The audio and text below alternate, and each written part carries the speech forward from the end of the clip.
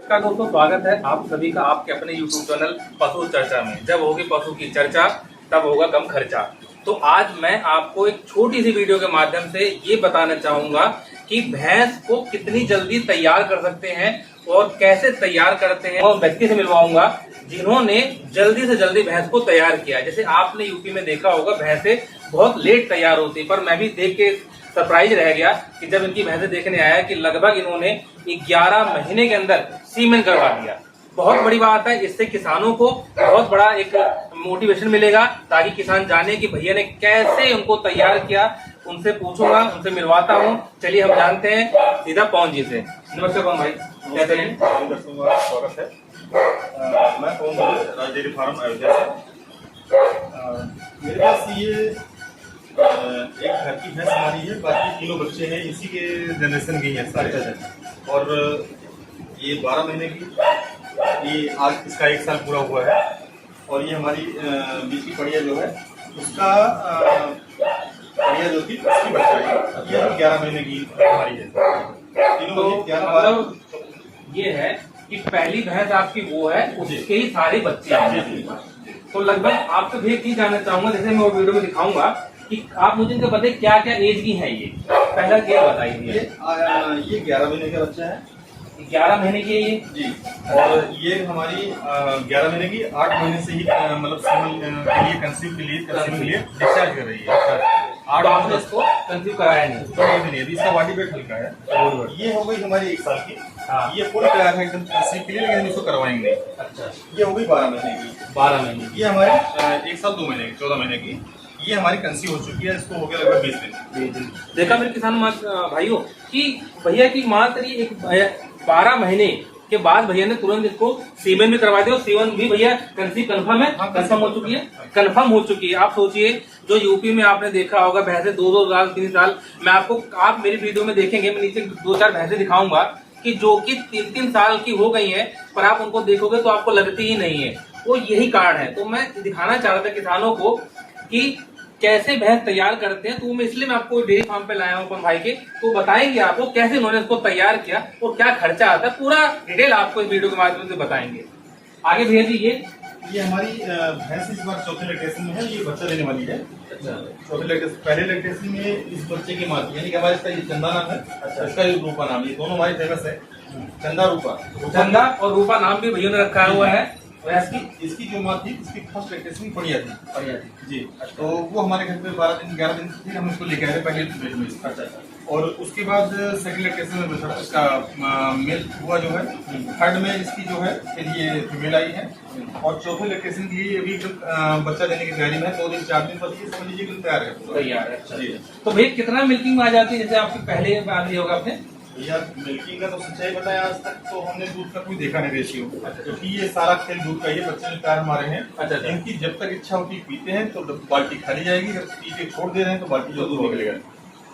जी जी। ये भैंस को तैयार करने में एक बहुत पॉइंट की बात बता रहे हैं भैया, पूरा का पूरा दूध अपने इन बच्चों को पिला देते हैं तैयार करने के लिए। दरअसल उसमें दिलू भैया ऐसा है कि हमारे पास दूध की कमी नहीं है, इससे गाय का भी फार्म अपने पास है। हाँ।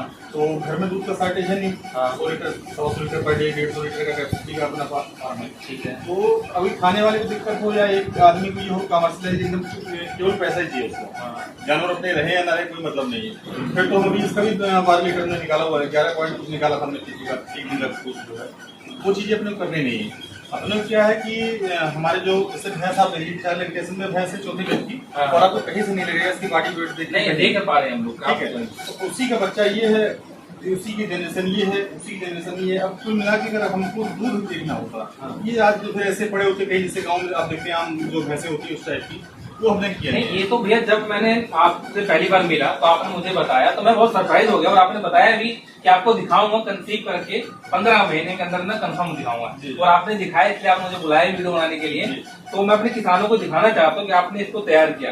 इसे छोटा सा है, मेरे किसान भाई जो भैंस पालते हैं, जो करना चाहते हैं भैया, तो वो कैसे तैयार किया आपने, ये थोड़ा बता देते ताकि उनको बेनिफिट हो जाए हमारे किसान। कैसे क्या करना चाहिए? लोगों को खिलाने पिलाने का, रहने का, सहने का अपना तरीका होता है। मेरा थोड़ा सा पैटर्न अलग है, मैं बचत नहीं देखता अपनी। अच्छा। मैंने डेयरी फार्म भी आज तक बचत नहीं देखी है। अभी ये मेरी बढ़िया खड़ी हो रही है। इसको देखिए नेक्स्ट 1 साल का बच्चा है। अभी ये दुबली हो गई, पेट सा थोड़ा 10 से काट दिया।